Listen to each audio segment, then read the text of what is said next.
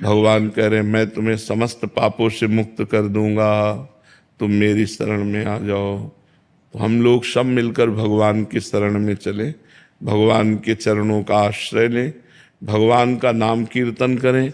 भगवान के सुमिरन से ही हमारे सारे पाप नष्ट हो जाएंगे और पाप करने की जो प्रवृत्ति है वो भी नष्ट हो जाएगी। एक पाप करना होता है और एक पाप करने की प्रवृत्ति होती है। तो पाप हुआ, प्रायश्चित हो गया, पर प्रवृत्ति नष्ट नहीं हुई तो फिर पाप करा देगी। तो नाम जब तो नष्ट करता है पाप को, पाप की प्रवृत्ति का भी नाश कर देता है। तो हमें खूब नाम जप करना चाहिए भगवान की शरण होकर, जिससे हमारे सारे पापों की प्रवृत्ति का ही नाश हो जाए।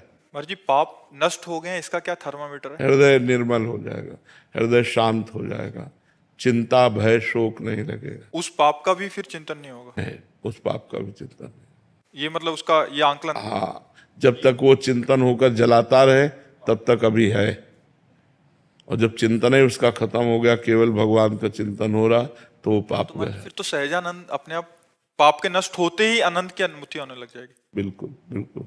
महाराज जी, चिंतन निरंतर बढ़े और मन के विकार दूर हो, उसके लिए क्या करना चाहिए? हठ